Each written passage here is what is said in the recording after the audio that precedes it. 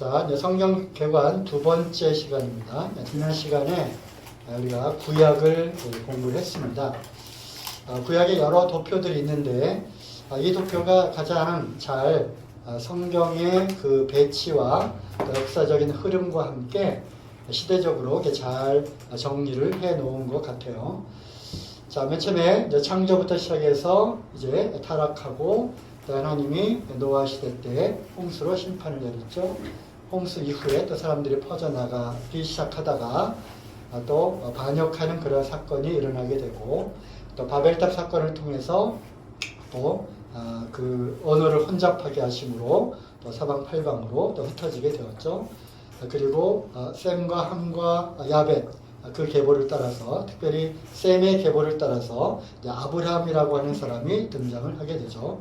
하나님이 아브라함을 통해서 이제 믿음의 조상으로 삼으시고 또 혈통적으로는 이제 유대인의 그러한 조상으로 또 시작을 합니다. 아브라함에게 복을 주시고 그 복이 구체적으로 이삭을 통해서 또 야곱의 12아들을 통해서 또 이렇게 실현이 되는 것을 우리가 또 보게 되었죠.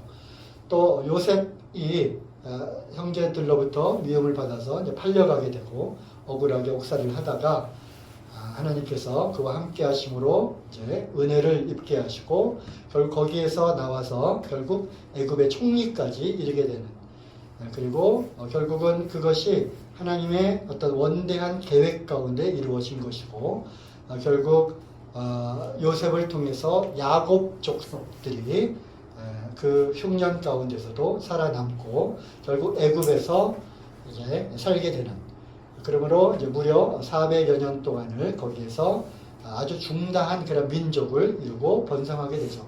요셉을 모르는 파라오 왕이 등장함으로써 이제 핍박을 받게 되고 노예 생활을 거기서 하게 되죠. 백성들이 부르짖을 때 하나님께서 이제 모세라고 하는 사람을 통해서 부르시고 또 모세가 왕궁에서 또 자라게 하시고 거기에서 모세는 자기 스스로의 힘으로 본인이 유대인인 것을 알았기 때문에 유대민족을 구원하고자 하는 그런 인간적인 그런 방법으로 하고자 했지만 그것은 하나님의 뜻이 아니었죠. 그래서 모세가 40세 때 이제 거기에서 도망 나오게 되고 미디안 광야에서 또 양을 치게 되다가 또 40년을 보내게 되죠. 그리고 가시떨기 나무에서 불 붙는 곳에서 이제 하나님을 만나게 되고 결국 모세를 통해서 출애굽하는 놀라운 그런 기적과도 같은 역사적으로 전무후무한 한 민족이 한 나라의 지배를 받고 노예 생활을 하다가 그 민족이 통째로 나와서 따로 나라를 세우는 그런 일은 역사적으로 있을 수도 없고 또 있지도 않았던 그런 일이었죠. 출애굽이 되었고 또 우리가 잘 아는 대로 시내산에서 율법을 받고 또 성막 제도를 통해서 또 죄인들이 어떻게 거룩한 하나님 앞에 나갈 수 있는가 그러한 여러 가지 성전 제사 의식들을 또 배우게 되죠. 그렇지만 그들이 가나안 땅으로 곧바로 들어가지 못하고 하나님이 주시고자 약속했지만 그들은 그 약속을 이제 의심했고 또 순종치 아니함으로 결국 광야에서 무려 40년 동안을 유리하게 되죠. 그리고 20세 이상의 젊은 사람들은 다 죽게 되고 오직 모세 그리고 여호수아 갈렙만 남게 되죠. 결국 모세도 거기서 이제 죽고 가나안을 그 요단강을 건너 가나안으로 들어가기 전에 모세가 이제 죽게 됩니다. 그리고 여호수아와 갈렙을 통해서 또 광야에서 새로 태어난 그러한 그 다음 세대들을 통해서 이제 가나안으로 들어가서 정복을 하게 되죠. 이때까지 모세 오경 그리고 여호수아서가 이제 완성이 되고 그리고 이제 가나안에 들어가서 7 족속들을 다 이렇게 물리치면서 땅을 차지하면서 12지파가 땅을 분배하는 그런 과정이 여호수아서에 있습니다. 그리고 여호수아가 죽고 여호수아를 알던 그런 장로들이 다스리던 시대에는 하나님을 섬겼지만 그들조차도 이제 죽게 되었을 때 그 다음 세대는 다른 세대가 되어가지고 급속히 하나님을 떠나고 우상을 섬기는 즉 가나안에 있었던 그러한 많은 민족들이 섬겨왔던 우상을 따르는 그리고 그 배경에는 이제 목축업을 하던 민족이 농경업으로 정착을 했기 때문에, 그러면서 농경 사회에서는 결국 태양과 바람과 구름과 비와 이런 것들에 절대적으로 의존할 수밖에 없었고, 또 풍성한 수확을 바라는 그러한 종교심이 있어서 바알 신앙, 또 아세라 신앙, 또 여러 가지 목석, 또 금은 상을 세워놓고 신으로 섬기는 풍요와 다산의 그런 신들을 섬겨왔었죠. 그래서 어쨌든 약 또 다른 400여 년을 이제 보내게 되는데, 사사시대를 통해서 그들이 자기의 의견에, 자기의 소견에 옳은 대로 행했던 그러한 시대가 있었어요. 그들이 다시 하나님을 버리게 되었을 때, 하나님은 자기 민족을 훈계하고 또 책망하고 징계할 목적으로 다른 민족들을 데려다가 아주 이제 학대를 받도록 하고, 그들이 울부짖고 하나님을 다시 찾았을 때 하나님은 사사를 보내셔서 민족을 구원하고, 그들이 다시 사사의 통치 아래에서 또 태평성대를 누리다가 또 얼마 지나지 않아서 다시 우상을 섬기고 하나님 또 징계하시고 부르짖고 사사를 보내시고 다시 구원하시고, 이러한 과정들이 사사시대에 반복이 됩니다. 그리고 마지막 사사인 누구죠? 사무엘을 하나님이 놀라운 방법으로 사무엘을 또 주시고, 또 그 어머니 한나는 아들을 주시면 내가 하나님께 바치겠습니다 해서 태어난 아들이 사무엘이잖아요. 사무엘이 마지막 사사이자 사무엘이 전 나라를 다니면서 존경을 받고 백성들을 가르쳤던 그러한 시대가 있었어요. 백성들이 이제 부르짖었죠. 우리도 왕을 달라. 다른 민족들처럼 왕을 달라. 하나님이 내가 왕인데 무슨 또 왕이 필요하냐라고 하나님이 진노하셨지만 결국 백성들의 뜻대로 왕을 줍니다. 그 첫 번째 왕이 사울이죠. 사울도 처음에 순종했지만 나중에는 교만해져가지고 불순종하는 그런 일들이 있었고, 순종이 제사보다 낫다 이런 유명한 말도 이제 있죠. 그리고 사울이 이제 블레셋과의 전쟁에서 계속 이제 지고 또 팽팽한 그런 접전 가운데 누가 등장하죠? 목동 다윗이 등장하죠. 골리앗을 물리치고 이제 다윗이 백성들의 칭송을 받게 되니까 사울이 시기하고, 그 다음에 자기의 딸을 주어가지고 사위로 삼아서 그것을 빌미로 해서 사위가 되는 조건으로 가서 장수들의 목을 베어라 했는데 다 이제 배워갖고 오죠. 어쨌든 그렇게 해가지고 사울의 사위가 되었음에도 불구하고 사울의 미움을 받아서 쫓기게 되는, 무려 10여 년을 광야에서 또 다른 나라에서 이렇게 유리하다가 결국 사울과 요나단이 죽고 다윗이 이제 왕이 됩니다. 물론 그때는 전 지역을, 12지파 전 지역을 다스리는 왕이 되지를 못했어요. 왜냐하면 사울에 속했던 베냐민 지파, 그리고 다윗이 있었던 유다 지파, 서로 사이가 좋지 않았겠죠. 그죠? 다른 지파들도 사울을 따르는 지파와 다윗을 인정하는 지파들 간에 그런 것들이 있었어요. 그리고 이제 훗날 다시 세월이 흘러서 다윗이 전체를 다 통일하게 되죠. 통일 왕국 시대가 이제 비로소 열리게 됩니다. 다윗이 말년에 큰 실수를 하게 되죠. 간음과 살인을 이제 죄를 범하게 되고 하나님의 징계를 받아서 이제 반란이 일어나게 됩니다. 그리고 왕자들이, 즉 아들들이 또 반란을 일으켜서 또 쫓겨나기도 하고, 압살롬의 난 아시죠? 그래서 다윗이 이제 쫓겨가기도 하는 그러한 가정적으로 또 나라적으로 하나님의 징계를 받게 되죠. 하지만 그럼에도 불구하고 다윗을 통한 하나님의 약속이 또 이루어져서 그 다음 왕 솔로몬 때 놀랍게도 하나님의 성전을 아주 화려하고 아주 멋있는 성전을 건축하게 됩니다. 솔로몬도 이제 말년에 이방 여인들을 아내로 맞이하게 되면서 1000명이나 되는 그런 여인들을 맞이하게 되고, 그러면서 그들이 갖고 온 그 이방 신들을 통해서 결국 이스라엘 전역이 우상으로 이제 바뀌게 되는 그런 결정적인 그러한 실수를 범하게 되죠. 하나님께서 진노하셔서 이제 솔로몬이 죽은 다음에 나라를 둘로 나누게 되죠. 이것이 바로 분열 왕국 시대입니다. 여로보암, 즉 솔로몬을 따랐던 신하 중에 또 존경을 받는 그런 신하가 있었어요. 그 신하의 말을 솔로몬이 듣지, 이제 솔로몬 죽은 이후에 그 아들인 르호보암이 왕이 됐고, 바로 여로보암이 선왕인 솔로몬의 그러한 이제 신임을 얻고 르호보암에게 가서 요청을 했지만 거절당하고, 그래서 여로보암이 이제 10지파를 모아서 이제 나라를 다스리게 되고, 르호보암은 2지파, 베냐민 지파와 유다 지파 2지파만을 가지고 남유다를 통치하게 됩니다. 분열왕국 시대에는 북이스라엘 그리고 남유다.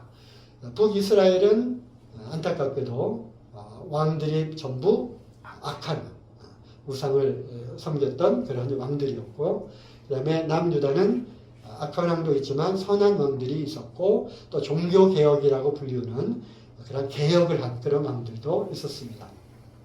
북이스라엘은 여러 선지자들에 의해서 특히 엘리야, 엘리사 이런 선지자들도 여기 나와 있어요. 북이스라엘에서 활동했던 선지자들 있었고, 또 남유다에서 활동했던 선지자들, 여기 선지자들 이름이 또 있으니까 같이 이제 보시고요. 그런데 이제 북이스라엘이 먼저 아수르에 의해서 BC 722년 망하게 됩니다. 남유다는 더 오래 됐죠. 그리고 그들의 그 멸망을 통해서 교훈 받기를 원하셨고, 또 선지자들을 계속 보내서 책망하고 가르쳤지만 결국에는 선과 악을 반복하다가 결국에는 BC 586, 이 숫자 외우라고 그랬죠?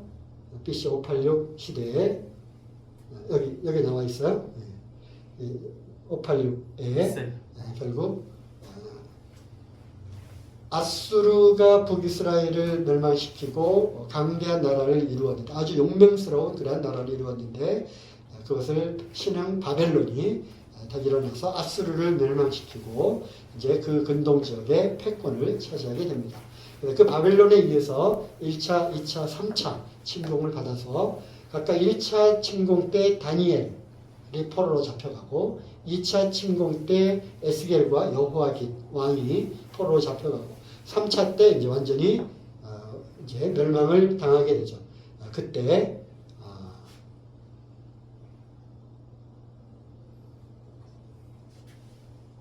그때 586 때 시드기야가 눈이 뽑혀서 또 끌려가게 되는 그런 수모를 겪게 되죠.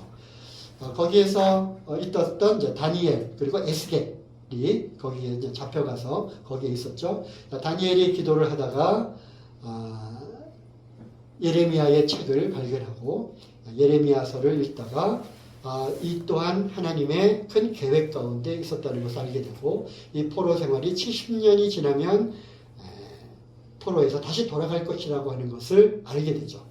그리고 결국 그 예언대로 이제 다시 돌아오게 되는데, 그래서 바벨론에서 다시 예루살렘으로 돌아오는 1차, 2차, 3차의 포로 귀환이 있게 됩니다. 1차 귀환 때 여기 스룹바벨, 여호수아, 그리고 그때 활동했던 선지자가 학개, 스가랴. 그다음 2차 때는 에스라가 와서 백성들을 이제 모아놓고 율법을 낭독하고 온 백성들 피를 철철 맞으면서 통곡하며 회개하던 그런 장면들이 에스라서에 나옵니다. 그리고 이제 3차 귀환 때 이제 느헤미야가 와서 이제 성벽을 또 재건하고, 이때 활동했던 마지막 선지자가 이제 말락이죠. 그래서 포로 북이스라엘에서 활동했던 선지자, 남유다에서 활동했던 선지자, 포로 이전에 활동했던 선지자, 포로 시대 이후에 활동했던 선지자를 잘 구분해서 우리가 보면 좋겠다, 이런 이야기들을 했습니다. 그렇죠? 네. 지난 시간에 여러 명이 빠졌기 때문에 다시 복습을 한 겁니다. 그리고 이제 오늘 여기부터 시작을 하겠습니다. 즉 그리고 나서 학개, 스가랴, 말라기를 끝으로 이제 구약 성경이 끝나고 회개하라 천국이 가까웠느니라 라는 침례 요한의 그 광야에서 외치는 소리가 날 때까지 400년 동안의 그런 공백이 있었어요. 그래서 이것을 많은 성경학자들이 신구약 중간기 또는 침묵기라고 하는데 400년의 침묵기가 있었습니다. 이때 많은 일들이 일어났고 이때의 시대적 배경을 알면 그리고 나서 예수님의 이제 생애가 시작되잖아요. 그래서 예수님 당시에 그 시대의 어떤 문화라든가 어떤 정치적인 그런 상황들 이런 것들을 우리가 알 수 있습니다. 요 이후에 이어지는 이야기들은 오늘의 이제 주제이고 이거를 이제 1시간, 우리 벌써 시간이 이제 많이 지났기 때문에 40분의 신약 성경을 한번 관통해 보도록 하겠습니다. 자, 이때 시대적으로 보면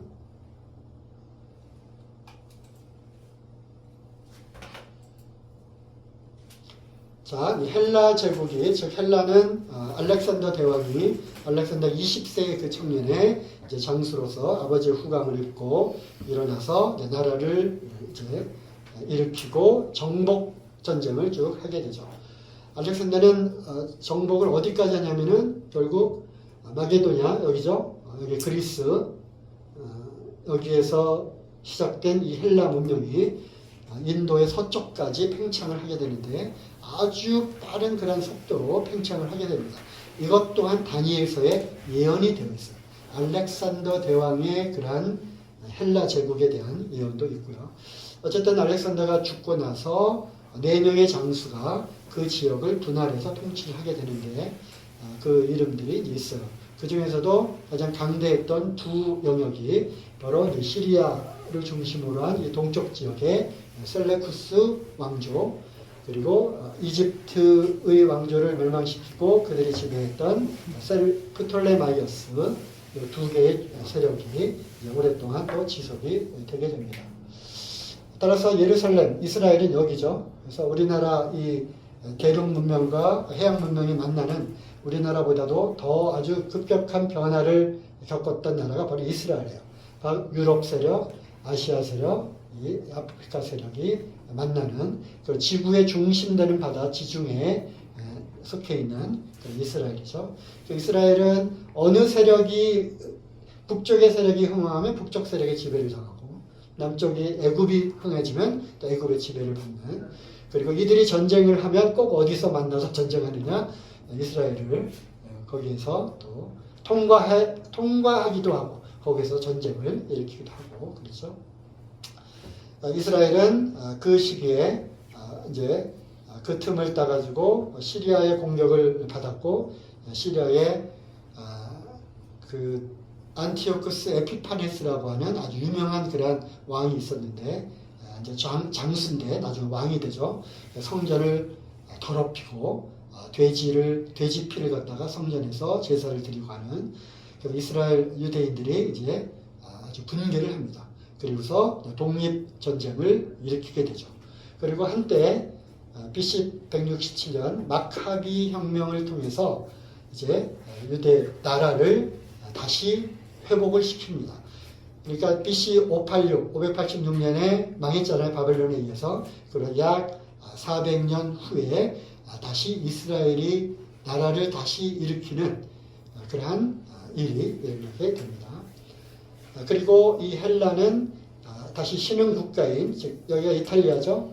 이탈리아 반도에서 부흥한 로마 세력에 의해서 점점점 로마가 이제 팽창을 하면서 여기도 이제 흡수를 하고 멸망을 시키고 이제 로마 시대가 본격적으로 열리게 됩니다. 우리가 그 시기를 정확하게 몇 년부터다 이렇게 할 수는 없지만 이쪽 셀레우코스 왕조와 프톨레마이오스 이 왕조가 멸망한 그때를 본다면 결국 BC 30년까지가 헬라 시대 그리고 로마 시대가 본격적으로 열리게 됩니다. 로마가 가장 그 영토를 확장했을 때의 그림이죠. 물론 나중에는 이것이 서로마와 동로마로 나뉘게 되고 서로마의 중심지는 로마, 그다음에 카르타고 유명한 이제 도시들이고요. 그다음에 동로마는 나중에 비잔티움, 터키에 있는 그죠? 그리고 여기 알렉산더의 이름을 따가 여기도 알렉산더가 있고 여기도 알렉산더 대왕의 이름을 따가지고 한 20여 군데의 알렉산드리아가 이렇게 있어요. 예루살렘 여기가 이제 동로마의 그런 지배하에 있었던 나라죠. 여기가 나중에 이 비잔틴 세력 그리고 이슬람 세력이 팽창하면서 격전지가 되고 그래서 여기에 그 당시에 중세시대였죠. 십자군 전쟁을 일으켜가지고 결국 이 비잔티움 여기를 구하자라고 하는 운동이 바로 십자군 전쟁입니다. 세계사의 흐름과 함께 이런 것들을 보면 참 재미있는데 뭐 우리가 여기서 뭐 다룰 수는 없고요. 나중에 역사의 흐름 가운데 뭐 일부 배울 수도 있겠습니다. 어쨌든 예수님 당시 그 당시는 로마의 그런 지배를 받고 있었던 그런 때였고요. 로마가 이 전체를 다 다스릴 수 없기 때문에 총독 제도를 두고 또 거기에 그 지역에 맞는 어떤 여러 명의 왕, 그 한 나라를 다시 통치하면 안 되니까 그 왕족이나 귀족들을 세워서 여러 지역을 다 이렇게 나누어 가지고 다스리도록 하는 그것을 우리가 분봉왕이라고 그래요. 그래서 성경에 보면 분봉왕이 여러 명 나오는데, 자 이제 헤롯 이야기를 안 할 수가 없는데 왜냐하면 성경에 헤롯이 나오고 예수님 당시에도 헤롯이 나오고 사도 바울 때도 헤롯이 나오고 여러 명의 헤롯이 나와요. 그래서 우리가 이것을 잘 구분해서 보면 좋겠습니다. 로마가 이제 이방 민족들을 다시 통치하는 그런 방법으로 헤롯이라고 하는 자를 헤롯은 유대인이 아니었어요. 헤롯은 이두메 족속인데 이두메는 어디냐면 그 에돔족이에요. 에서 야곱과 에서 알죠? 그 에서 에돔 이 피부가 붉었기 때문에 불다라고 하는 에돔을 이름을 딴 이두메 족속이었고요. 여기는 대왕이라고 이름을 붙여도 좋을 만큼 유대인들에게 환심을 사기 위해서 여러 가지 아주 좋은 그런 정책들을 많이 펼쳤어요. 우리가 세종대왕이라고, 그죠? 다른 왕들 중에서도 업적을 많이 남긴 그런 사람을 이제 대왕이라고 그러잖아요. 그래서 헤롯은 아주 유명한 그런 왕이었습니다. 여러 명의 또 아내들을 두었고 그 아들들 중에 이제 이러한 헤롯 아켈라오, 헤롯 안디바, 헤롯 빌립 이렇게 여러 명의 이제 아들들을 또 두었습니다. 아켈라오, 안디바, 헤롯 빌립 2세가 있었고 그 다음에 여기 보면 그 중에서 이 아켈라오가 굉장히 그 악한 통치를 했어요. 그리고 그래서 이제 물러나게 되고 로마는 다시 유대인들의 그런 환심을 사기 위해서 총독을 파견하고 이때부터 이제 총독을 파견했어요. 우리가 잘 아는 본디오 필라도가 바로 예수님 돌아가실 즈음에 로마의 총독이 되어가지고 이제 와 있었죠. 네, 이 도표는 다시 나오니까 자 이제 헤롯 대왕은 성경에 이제 맨 앞에 나오는 그 헤롯이 바로 이 헤롯 대왕이에요. 동방 박사들이 찾아와가지고 별을 따라 찾아왔잖아요.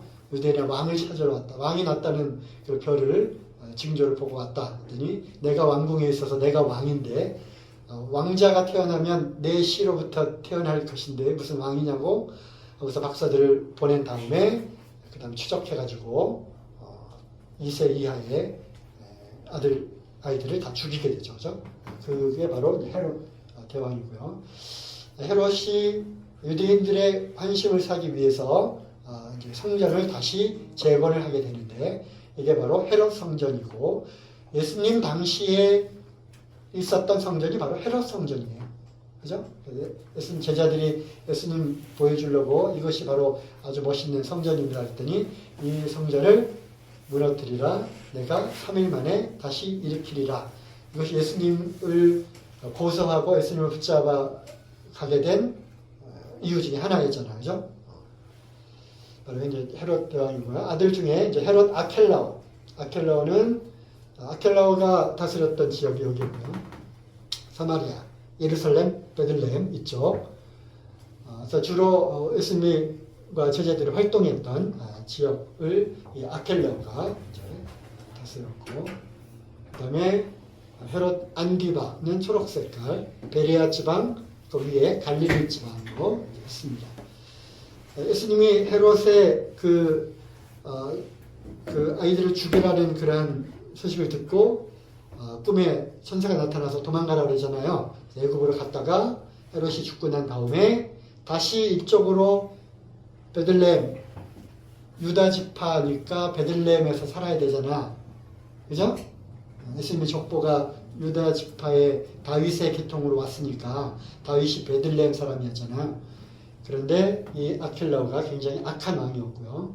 그래서 이쪽으로 가지 않고 갈릴리로 갔습니다. 왜 갈릴리로 갔느냐? 갈릴리는 헤롯 안디바가 분봉왕으로 다스리고 있었던 곳이었기 때문에, 그래서 갈릴리 지역의 나사렛이라고 하는 동네에 가서 살게 됩니다. 그래서 성경 말씀을 이룬 거죠. 나사렛 예수라고 하는 그 예언이 또 성취가 되었고요. 빌립 2세는 저쪽 지역을 이제 다스리게 되었습니다. 아켈라오 폭정을 했고요. 그 다음에 헤롯 안디바가 이제 성경에 가장 많이 나오는 그러한 분봉왕인데, 세례 요한의 목을 뺍니다. 안디바가. 왜냐하면 자기 이복형이잖아요. 이복형의 형수를 취했다 해가지고 침례 요한이 뭐라고 한마디 하잖아. 그러니까 이제 괘씸히 여기고 있다가 백성들이 두려워서 감옥에 넣어두고 가둬두고 있었는데, 자기 생일날 그 딸이 춤을 추고 나서 네가 원하는 것을 다 들어주겠다. 요한의 목을 주십시오.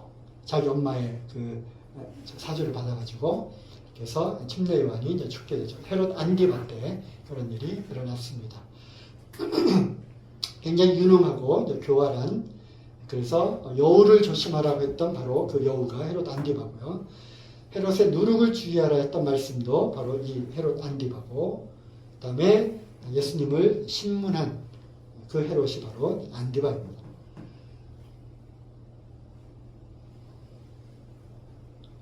자, 다음에 헤롯 빌립 2세가 나오는데, 누가복음 3장 1절에 한번 찾아볼까요? 누가복음 3장 1절. 저도 볼게요. 성경을 이렇게 보면서 시대적으로 또 인명, 지명 이런 것들을 3차원, 4차원으로 우리가 같이 봐야 되는데, 누가복음 3장 1절. 자, 보면은 디베리오 가이사가 위에 있은 지 15해. 이게 뭐죠? 시저, 로마의 시저, 황제 티베리우스라고 하는, 우리말로 디베르라고 번역되잖아요. 그러니까 이제 역사적으로 고증도 되고 이 성경이 사실인 거예요. 티베리우스 시저가 로마의 황제로 있은 지 15년이 되던 해, 곧 본디오 빌라도가 유대의 총독으로 와 있던 때. 그죠? 이해가 되지? 그 다음에 헤롯이 갈릴리의 분봉왕으로, 그죠? 자, 여기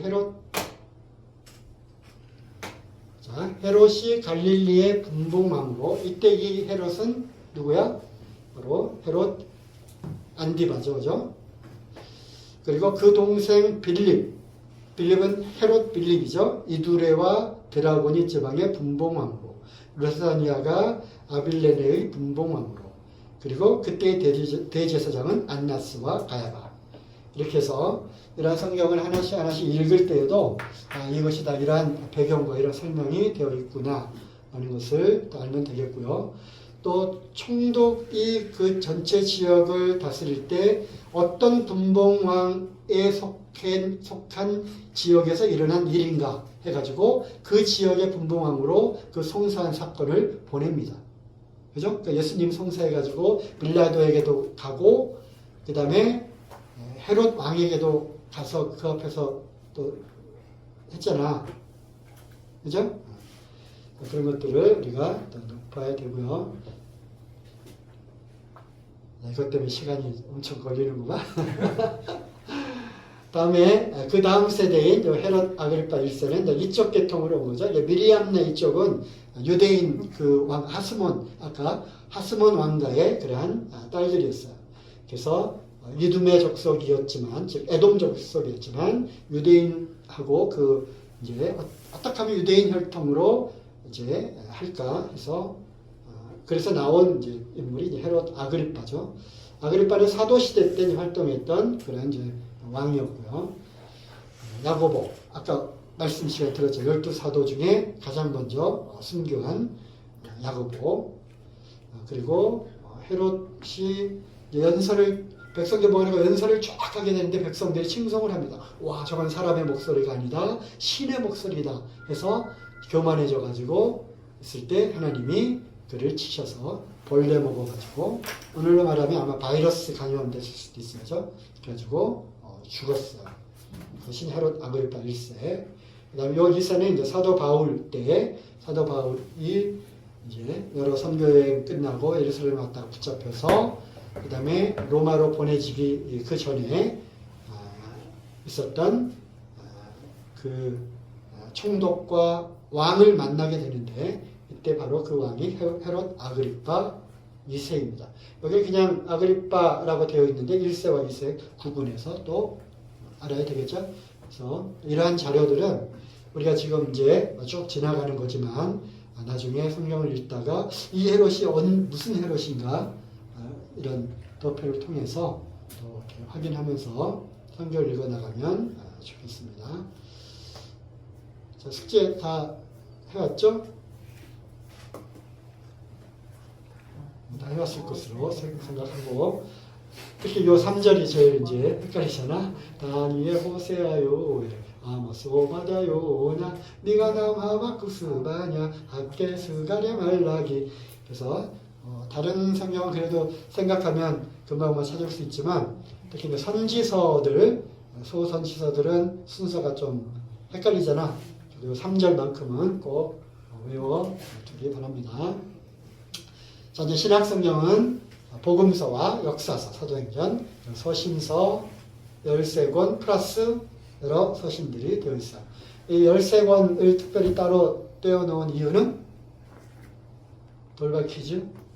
13권을 따로 요 서신서와 떼어놓은 이유는 바울이 보낸 서신서죠. 물론 히브리서도 바울이 썼을 수도 있겠다라고 하지만 확실치는 않고요. 나머지는 제자들, 또 사도들에 의해서 쓰여진 겁니다. 그리고 예언서 이렇게 구성되어 있죠. 자, 신약의 연대를 보면 이제 BC, Before Christ, 그 다음에 AD, 안노 도미니가 라틴어고요. 그리스도 탄생 이후라고 하는 라틴어를 사용합니다. 그래서 세계 역사는 지금도 우리가 AD 2023년 이렇게 사용하고 있잖아요. 그렇죠? 그래서 이 세계사 속의 히스토리는 우리가 그런 얘기 하잖아. 히스토리는 히스 스토리다. 누구의 이야기? 바로 예수 그리스도의 이야기라는 겁니다. BC와 AD를 우리가 사용하고 있잖아요. 자, 예수님의 탄생이 그러면 0년 또는 1년 아니냐라고 얘기할 수 있지만 우리가 사용하고 있는 이 캘린더, 지금 서양 원력을 좀 사용하고 있잖아요. 이거는 오랜 세월 후에 로마의 황제인 그레고리 그리고 율리우스, 줄라이 영어로 그죠? 제니어리, 페브러리 이렇게 쭉 나가잖아. 줄라이 있잖아. 줄라이 자기 이름을 거기다가 하나 또 넣은 거예요. 줄라이. 그래서 이러한 그 로마의 황제들에 의해서 다시 그 캘린더, 역본, 그 원력을 이렇게 만들고 했기 때문에 어떤 달력을 갖고 쓰느냐에 따라서 숫자가 조금씩 이제 달라집니다. 우리도 얼마 전만 해도 나도 우리 초등학교 때 단기 몇 년 썼었어요. 이해가 안 가지. 단기 알아요? 지금은 서기 몇 년이라고 하잖아. 그래서 2333을 빼면 서기가 됩니다. 단기를 썼고요. 또 옛날 사람들은 음력을 많이 썼어요. 오히려 양력보다는. 그래서 음력. 이렇게 사용하는 달력이 다르고 유대인들이 사용하고 있는 달력은 또 달라요. 유대인의 달력은 우리나라 음력과 같아요. 30일. 한 달에 30일이에요. 그래서 성경에 여러 가지 숫자를 계산하고 날짜를 따질 때 서기 이걸로 계산하는 것이 옳으냐 아니면 유대인의 달력 1년은 360일로 하는 유대인 달력으로 해야 되는 것이 맞느냐 그것도 이제 계산법이 다릅니다. 그래서 우리가 성경을 통해서 알 수 있는 것은 어쨌든 헤롯 왕이 2살 밑으로 다 죽여라 했던 그 헤롯 대왕이 죽었잖아요. 그 역사적으로 사실이잖아. 그 죽은 때가 BC 4년에 죽었으니까 예수님 탄생한 것은 BC 4년 이전에 태어나셨겠죠. 4년에서 5년 이렇게 이제 잡는 거죠. 마태, 마가, 누가, 요한 예수님의 생애를 쓴 그런 성경이고요. 예수님 죽으시고 부활하셨죠. 그리고 부활해서 여러 사람들에게 친히 보이시고 승천하셨어요. 그리고 제자들에게 뭘 흩어지지 말고 예루살렘에서 기다리라. 약속한 성령을 이제 보내주셨죠. 바로 오순절 날 성령이 오셔서 그들이 이제 성령의 충만함을 입어서 백성들에게 전도하고 무려 3,000명이 회개하고 돌아오죠. 그러면서 이제 교회가 형성이 됩니다. 어디서부터? 예루살렘에서부터. 그리고 하나씩 하나씩 예루살렘에서 유다와 사마리아와 그 다음에 이방인 헬라와 또 땅끝까지 이르러 내 증인이 되리라고 하는 이 사도행전의 역사가 쭉 연결이 되고 12사도를 통해서 그리고 또 이방인들에게 복음을 전할 사도로 바울을 또 하나님이 선택하셔서 이제 온 땅에 복음이 전해지게 된 거죠. 또 사도 바울 그 이후에 또 여러 제자들이 있었잖아요. 뭐 디모데라든가 또 디도라든가 이러한 후기 사도들에 의해서 이렇게 나오고요. AD 95년 이거는 어느 시점을 얘기한 걸까요? 성경의 이제 마지막 사도 요한이 patmos섬에 유배되었을 때 거기서 이제 계시를 받아서 글을 쓰죠. 요한계시록. 거기까지 해서 성경의 기록은 이제 마치게 됩니다. 그리고 이제 은혜의 시대, 그리고 교회의 시대, 또 성령의 시대가 지금까지 계속되고 있는 거예요. 순서대로 사복음서, 사도행전, 그리고 1차, 2차, 3차, 4차 전도여행, 그 다음에 역사의 끝, 점점점 이렇게 되는 거고요. 이때 전도여행 때 쓰여진 서신서들입니다. 갈라디아서가 가장 먼저 쓰여진 서신서예요. 그 다음에 데살로니가전서부터 고린도전후, 로마서, 그 다음에 로마에 가서 거기에 감금되어 가지고 쓴 옥중서신, 에베소서, 골로새서, 빌레몬서, 빌립보서, 옥중서신 4개, 그리고 사도 바울의 맨 마지막 서신이 디모데 후서, 그리고 다른 사도들에 의해서 쓰여진 서신서가 또 연대순으로 이렇게 배치가 되어 있습니다. 사복음서 대조, 복음서 4개를 단 3분 만에 끝내겠습니다. 마태, 마가, 누가, 요한 다 그게 그거 같고 비슷비슷한 것 같지만 다 특징들이 다 달라요. 어느 복음서에는 있지만 어느 복음서에는 없는 것이 있고 사복음서 다 공통적으로 들어간 말씀도 그런 내용도 있고요. 마태복음은 마태가 썼죠. 그래서 마태는 세리였어요. 그리고 이들은 유대인을 대상으로 쓰여진 거죠. 그래서 이렇게 시작합니다. 아브라함과 다윗의 자손 예수 그리스도의 그런 세계다. 이렇게 시작하는 거죠. 왜 유대인은 가장 중요한 인물은 아브라함의 혈통, 다윗의 혈통으로 메시아가 오는 것을 그들이 기다리고 있었기 때문에 누구를? 메시아인 그 왕을. 그래서 이제 마태복음은 유대인을 대상으로 쓰여졌고 전체로 흘러가는 메시지는 바로 이 예수님이 그리스도이고 왕이다. 주다라고 하는 거죠. 마가복음, 오늘 마가복음 이야기를 들었죠. 마가복음은 종의 복음이라고도 불리고 마가라고 하는 사람이 쓰여졌는데 마가는 12사도가 아니었어요. 하지만 마가의 어머니는 상당히 부자였던 것으로 되고 우리가 마가의 다락방 들어보셨죠? 그죠? 그리고 사도 바울과 바나바와 함께 전도여행을 갔다가 다시 중간에 돌아온 바로 그 마가. 그리고 디모데후서에 사도 바울이 이제 대만은 세상을 좋아해서 나를 떠나서 갔고 어디로 갔고 마가는 필요하니까 내게로 데려오라. 아니 바로 그 마가가 성경에 여러 곳에 나오는데 바로 마가는 베드로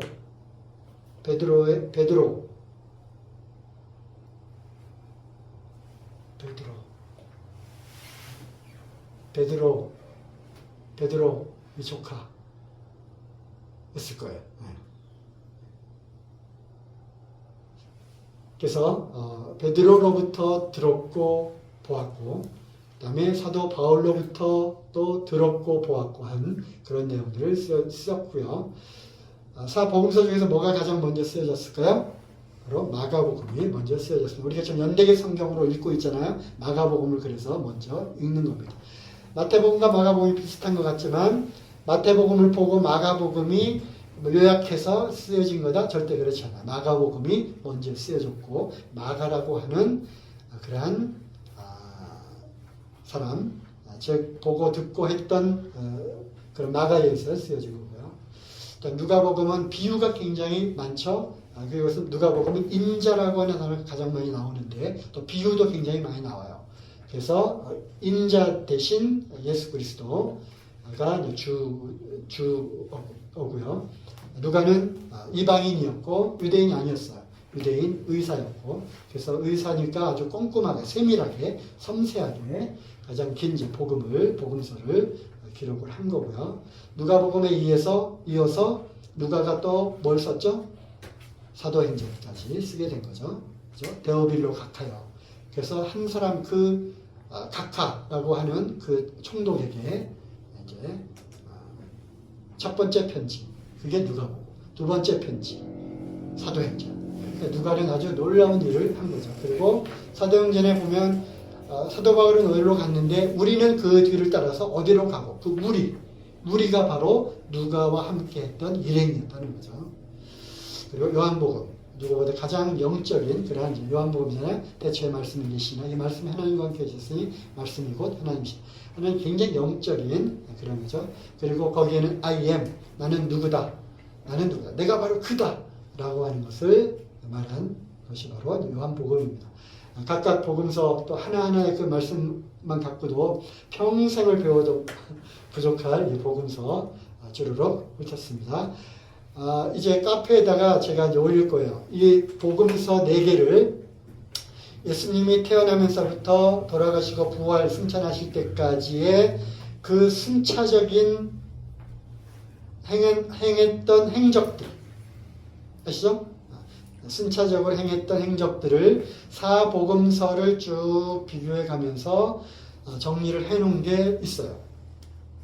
옛날에 수요 성경 교실을 할 때 그걸 했었는데 제가 그거를 다시 정리해서 카페에다 올릴 테니까 혹시 나중에 필요한 사람들 그리고 또 혹시 이 영상을 보고 계신 분들 중에 필요한 분들 사복음서를 그 연대적으로 예수님이 태어날 때부터 쭉 행적들을 비교해 가면서 쭉 같이 정리해 놓은 그러한 파일이 있습니다. 참고하시고요. 자, 사도행전의 구성. 자, 영어로 되어 있는데 다들 아시죠? 여기에 예수님이 ascension.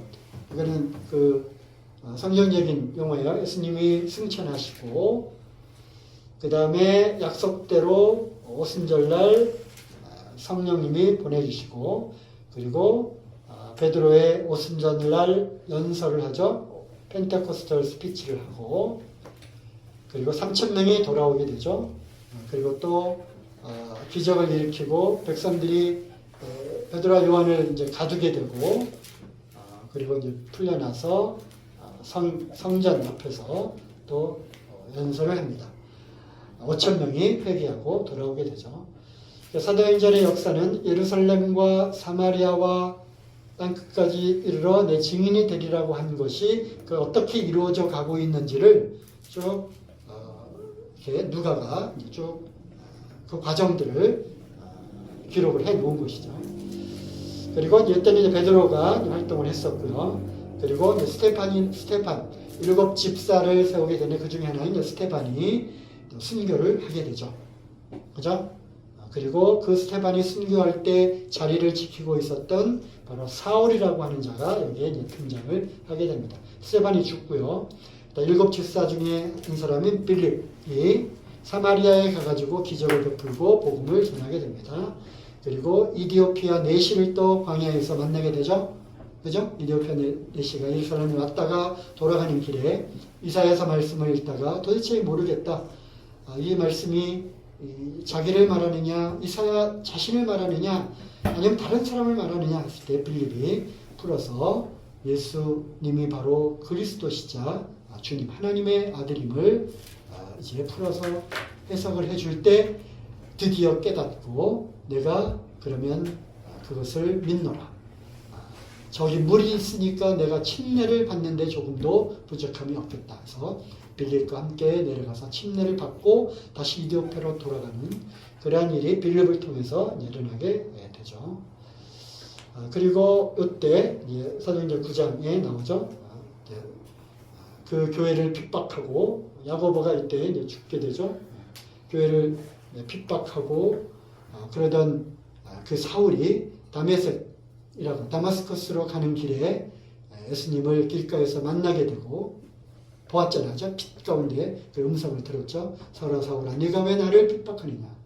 주여 네 시오니까 내가 바로 나를 핍박하는 예수다 했을 때 그 앞에 꼬꾸라지고 내가 바로 핍박했던 그 교회 핍박했던 바로 그분이 바로 얼마 전에 십자가에서 처형당하고 했던 그분이 바로 그리스도라는 것을 알게 되고 회심을 하게 됩니다. 바울이 회심을 했고요. 그 다음에 바울이 1차 전도여행, 2차 전도여행, 3차 전도여행, 4차는 전도여행이라기보다는 로마로 압송되어서 끌려가는 그러한 경로. 그리고 마지막에 로마에서 2년 동안 거기에 머물면서 물론 감금 상태에 있긴 하지만 아주 뭐 감옥에 갇힌 건 아니고 그냥 자유 이렇게 감시당하고 있는 그런 감금 상태에서 자기에게 찾아오는 사람들에게 복음을 전했던 것으로 사도행전이 이제 끝을 내게 됩니다. 사도행전의 주 내용 중에 하나가 바로 이방인들에게 유대로부터 베드로가 바로 이런 키를 갖고 있었던 거죠. 베드로를 통해서 내가 천국의 열쇠를 주겠다. 그래서 유대인들에게 그리고 혼혈적인 사마리아에게 그리고 여기 나오는데 바로 이방인의 첫 그 열쇠가 누구로부터 그 고넬료라고 하는 로마의 백부장을 통해서 이제 이방인들에게도 복음이 전해지는 그 키를 베드로가 열어준 거죠. 그리고 나서 본격적인 그 전도는 사도 바울과 그 일행들에 의해서 이루어지게 됩니다. 자, 1차 전도여행 보면은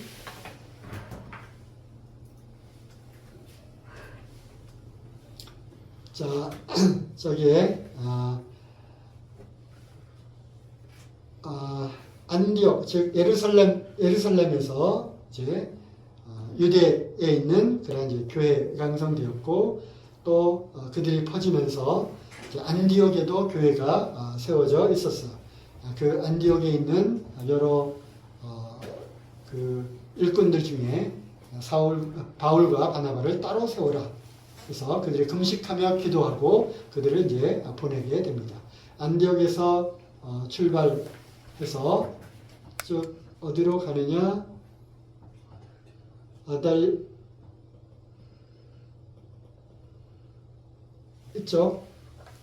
이쪽으로 가죠. 살라미, 그리고 거기를 가운데로 관통해서 구볼의 바보에서, 구볼은 이제 키프로스, 사이프러스라고 불리우는 지중해 중요한 그 섬이죠. 키프로스에 갔는데 거기서 바예스라고 하는 어떤 그 박수, 무당이 있어서 무당.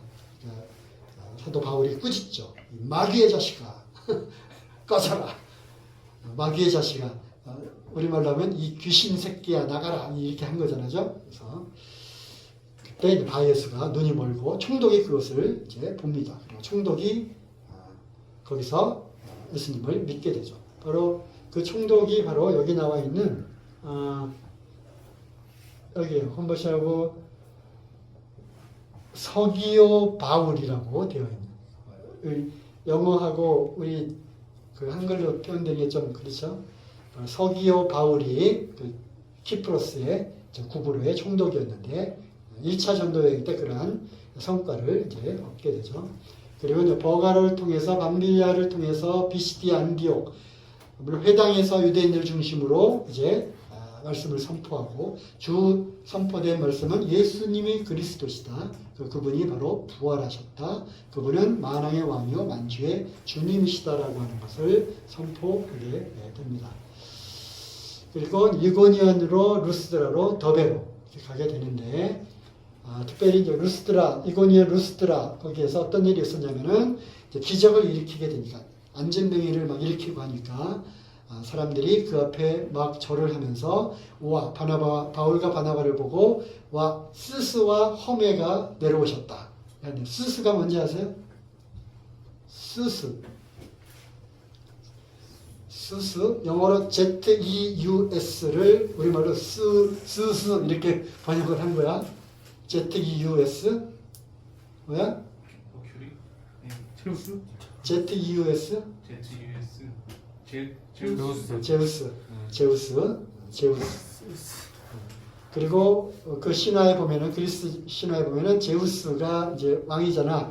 제우스의 옆에서 그 심부름하며 웅변의 그 신이 있었어요. 그 바로 헤르메스. 그래서 이름을 허메스스. 스스는 제우스, 허메는 헤르메스, 웅변의 신. 그래서 바나바를 스스, 제우스라고 했고, 사도 바울은 볼품은 없었지만 바나바가 더 훤칠하게 잘생겼던 것 같아요. 그래서 볼품은 없지만 말에 아주 웅변가. 바울은 굉장히 말을 굉장히 잘했던 허메라고 했는데, 킹제임스 성경에 보면 스스, 제우스가 주피터라고 되어 있어요. 킹제임스 성경에 주피터. 허메는 머큐리. 그래서 킹제임스 성경은 영국에서 만들었잖아요. 영국 제임스 왕. 그래서 헬라 문화보다는 로마식에 더 익숙했던, 그래서 그리스 신화의 이름보다는 로마식 이름을 채용을 해서 킹제임스 성경에는 스스와 호메를 주피터와 머큐리로 이렇게 번역이 되어 있죠. 어쨌든 그런 이제 전도를 하고, 즉 주로 소아시아 지역을, 즉 지금으로 하면 터키 지방을 쭉 전도하고 다시 안디옥을 향해서 오게 됩니다.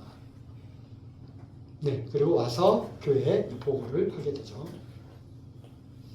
뭐 자세히 정리를 해놨어요. 맥도날드 신자 주석에 이렇게 나와 있는 것을 정리를 한 건데, 각각 어떤 장소에서 무슨 일이 일어났는지, 그리고 사도행전에 각각 어느 구절에 그런 말씀이 있는지, 그리고 실제적으로 연도와 날짜는 성경에 뭐 이틀을 거기서 머물렀더라, 일주일을 거기서 유함해, 그런 날짜들도 이렇게 나와 있으니까 이렇게 정리를 해둔 겁니다. 1차 전도여행 때 쓴 것이 바로 갈라디아서. 왜냐하면 이 지역이, 여기가 갈라디아 지방이었거든요. 그래서 다녀왔던 그 갈라디아 지방에 다시금 급속히 그들이 율법으로 다시 돌아가려는 것을 깨우치는 그런 이제 서신을 보내게 되죠. 그리고 있다가 다시 안디옥에서, 여기 안디옥, 수리아의 안디옥. 그래서 이방선교의 중심지는 안디옥 교회였어요. 안디옥 교회에서 다시 우리가 돌아봐야 되겠다라고 해서 이제 출발을 하게 되는데, 네, 다시 더베, 루스드라, 이고니안 이런 길리기아 지방으로 가다가 안디옥이 두 군데가 있어요. 하나는 수리아 안디옥이고 하나는 비시디아 지방의 안디옥. 거기도 이제 거쳐서 이제 아시아 지방에서 말씀을 전하려고 했지만 예수의 영이 허락지 아니하시는지라. 하나님이 허락하지 않으셨어요. 그리고 드로아에 딱 가게 되었는데 거기서 환상을 보게 되죠. 무슨 환상을 봤어요? 음성이 들려왔는데 무슨 음성? 건너와서 우리를 도우라. 누가? 마게도냐 사람이 딱 나와가지고 건너와서 우리를 도우라.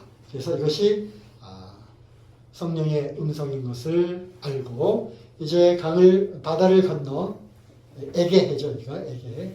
바다를 건너 드디어 유럽, 즉 마게도냐. 여기가 지금의 이제 그리스 지역이잖아요.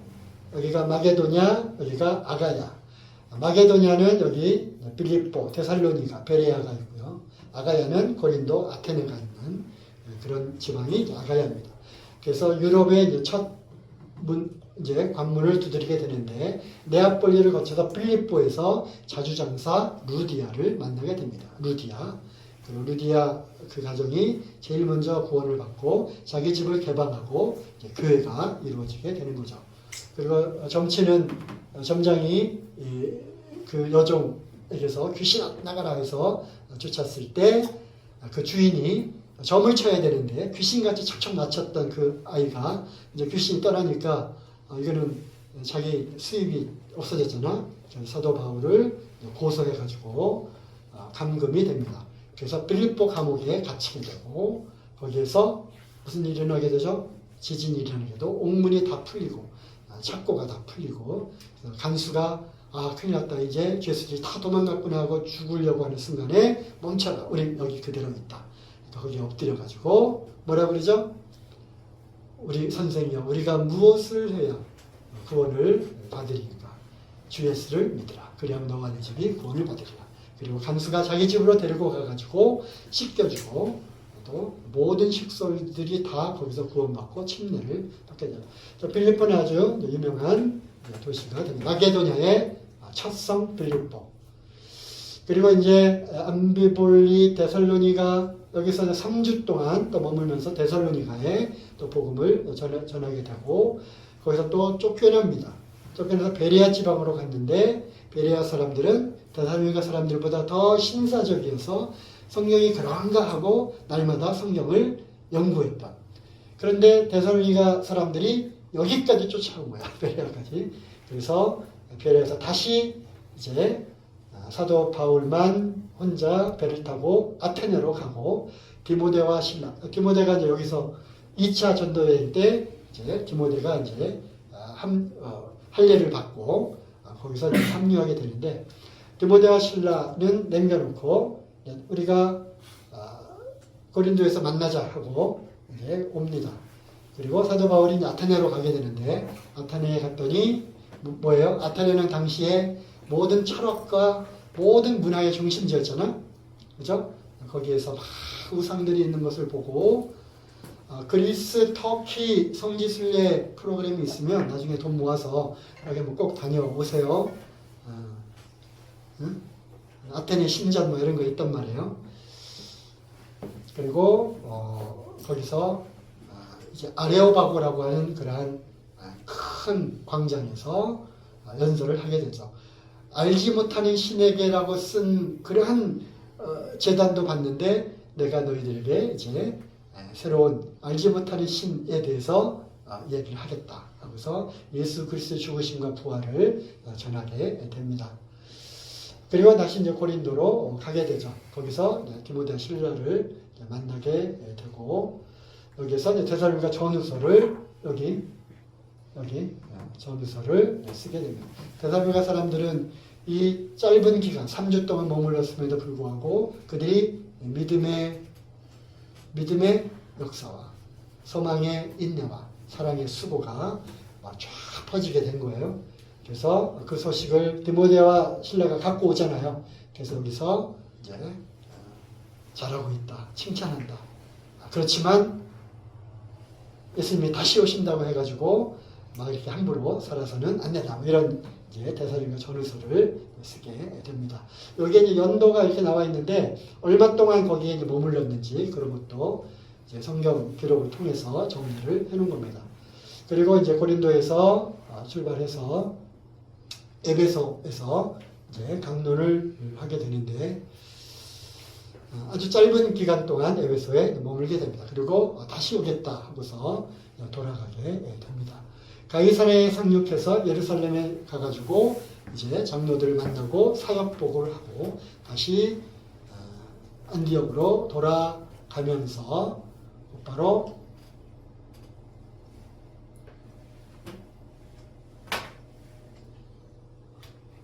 이것이 2차 전도 여행 쭉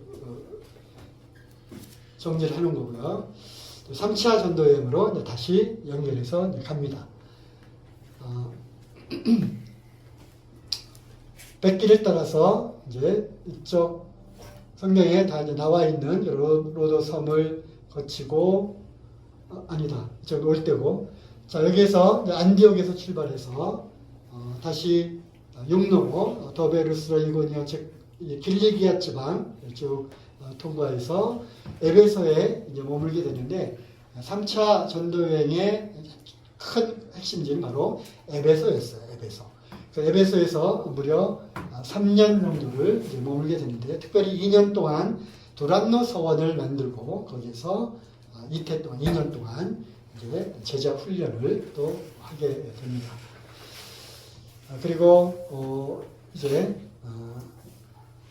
여기서 마게도냐와 아가야 지방을 다시 돌아볼 생각으로 다시 이제 바다를 건너서 이쪽으로 방문을 하게 되고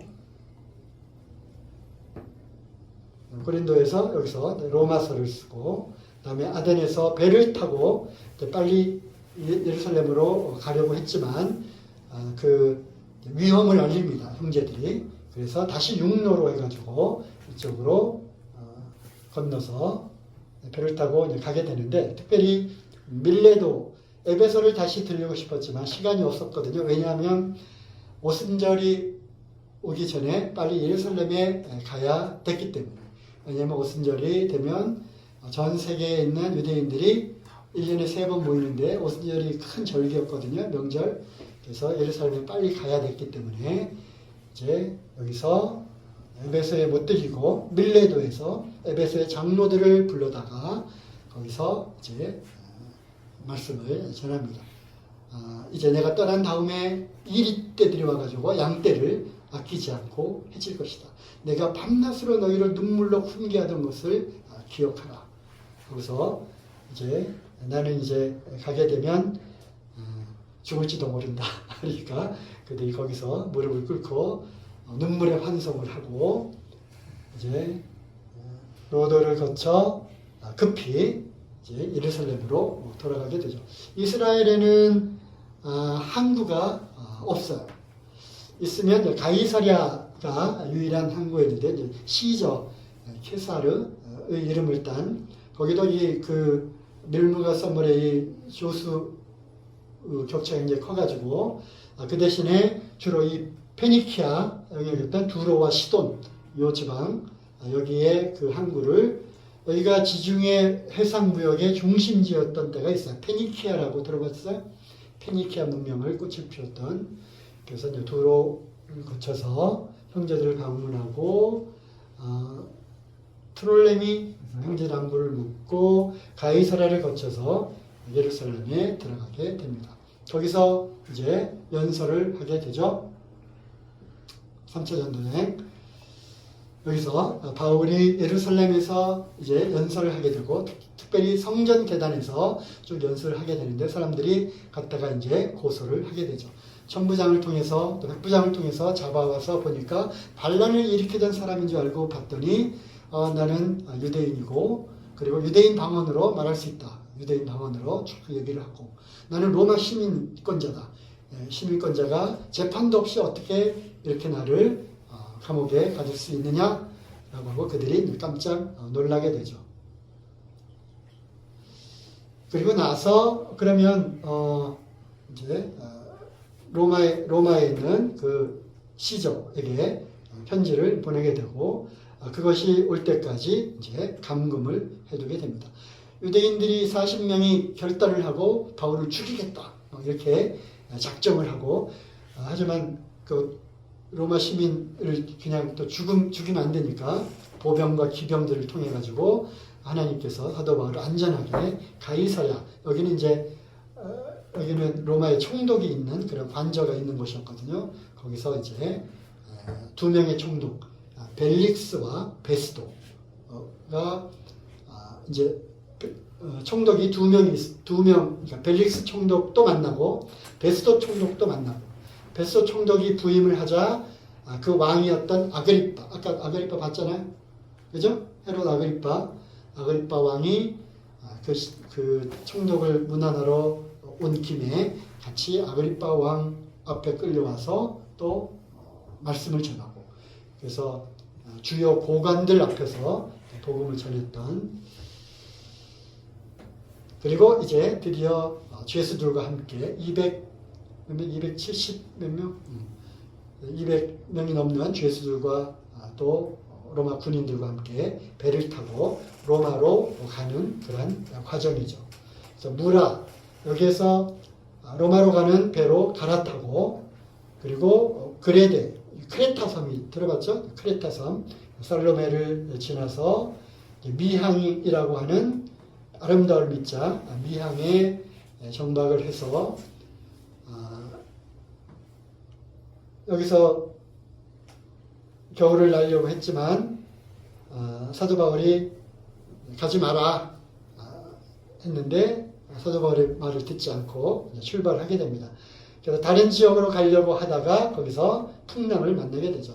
유리굴라라고 하는 그런 광풍을 만나게 돼서 여기서 이제 막 헤매게 됩니다. 그러다가 결국 떠밀려 다 죽게 되었잖아요. 난파선이 된 거야. 그래서 모든 식량과 이런 것들 다 이제 버리게 되고 며칠 동안 먹지도 못하고 거의 다 죽게 되었을 때 사도 바울이 안심하라, 죽지 않는다. 주께서 이제 죽지 않는다고 살려주신다, 우리를 구원하신다고 약속하셨다. 그래서 이제 점점점 물이 얕은 물가로 이제 가게 되는데 나중에 알고 보니까 그 도착한 섬 이름이 멜리데. 멜리데는 이제 그 멜리데에서 흑인들이 또 이제 쭉 구조해줬잖아, 그죠? 모여서 모닥불 피고 이제 이렇게 모여 있는데 독사가 나와가지고 사도 바울이 칼을 물죠, 그죠? 그래서 이제 조금 있으면 죽을 거다 했는데 죽기는커녕 끄떡 없는 것을 알게 되고 또 추장 아버지가 열병으로 죽게 되었는데 사도 바울이 또 병을 낫게 하고 그래서 아주 엄청난 환대를 받고 여기서 석 달 동안 몸을 추스리고 배를 또 수리하고 그래서 배를 수리한 게 아니라 알렉산드리아 로마로 가는 그런 배를 만나가지고 여기서 시칠리아 스라브사를 통해서 레기온에 들렀다가 여기서 보디올 그다음에 삼관 아비오 삼관 형제들이 바로 아비오 삼관까지 마중을 나왔더라 이런 말씀이 사도행전에 나와 있어요. 그리고 결국 로마에 와서 한 집에 감금이 되고 또 이제 자유는 잃어버렸지만 자기에게 오는 사람들을 만날 수 있는 그런 것이 또 허락이 되었어요. 그래서 자기에게 오는 사람들에게 2년 동안 말씀을 전하며 여기서 소위 옥중서신이라고 하는 에빌 골몬 네 권의 옥중서신을 쓰게 됩니다. 그리고서 사도행전이 이제 끝을 내게 되죠. 로마 여정들도 이렇게 정리를 했으니까 사도행전을 한번 결심하고 처음부터까지 쭉 읽으면서 이 지도와 요거 도표를 딱 보면서 지금 어디에서 뭘 하고 있구나, 어디에서 어디로 갔구나, 얼마 정도 거기에 머물렀구나 하는 것들을 사도행전 이 여정을 잘 알아놓아야 그때그때 해당되는 서신서들이 어떤 배경으로 쓰여졌는지를 알 수 있겠죠? 그죠? 갈라디아서는 언제 왜, 고린도 전후서는 언제 왜, 로마서는 언제 왜 쓰여졌는지 이런 것들을 우리가 알 수가 있습니다. 이거는 이 4차 여행을 한 몫에 다 정리를 한 거예요. 사도행전에 있는 사도 바울의 선교 여행은 요거 하나로 끝이다. 번호가 1차 파란색, 2차 갈색, 그 다음에 3차, 2차 초록색, 3차 주황색, 그 다음에 로마행 4차, 이거는 빨간색 되어 있고, 각각 번호가 있어요. 1번, 2번, 3번, 4번. 그리고 그것이 이제 맥도날드 신자 주석에 나와 있는 요거와 같은 거니까, 요거를 잘 보면 되겠습니다. 우리 수요일날 이인기 형제님이 사도행전을 한번 쭉 전석 형제님이 한번 해주면 좋겠다 이렇게 하셨는데, 나중에 또 기회가 되면 사도 바울의 이 선교여행과 함께 오늘 했던 거 다시 한번 잘 정리해서 사도행전의 그러한 어떤 쭉 흐름 이런 것들을 가로축, 세로축 잘 맞춰가지고 입체적으로 아마 하게 될 때가 있을 겁니다. 1시간도 이제 부족하잖아. 그래서 이제 광고하고 수요일날 하루 날 잡아서 1시간 딱 잡고 사도행전 처음부터 끝까지 한번 쭉 정리를 해볼까 생각을 합니다. 이런 도표가 큰 도움이 되겠죠. 사도행전뿐만 아니라 이제 서신서들이 쭉 있죠. 요 13권이 사도 바울이 쓴 거고요. 나머지 각각 성경 서신서들은 특별한 목적이 있다는 겁니다. 목적. 그리고 그 서신서들의 주제와 핵심된 그 내용이 무엇인지를 우리가 또 알아야 되겠고, 그 다음에 계시록. 계시록은 이제 종말론 관련돼서 우리가 이제 다시 한번 다룰 기회가 있을 거고요. 복음서 4개 그리고 서신서들 하나씩 하나씩 우리가 자세히 살펴 볼 그런 과정은 없지만, 어쨌든 이러한 전체 흐름과 이 맥락을 잘 이해하고 하나씩 하나씩 전체 숲을 보았기 때문에 또 나무 하나를 잘 보면 도움이 되겠다 이렇게 생각을 합니다.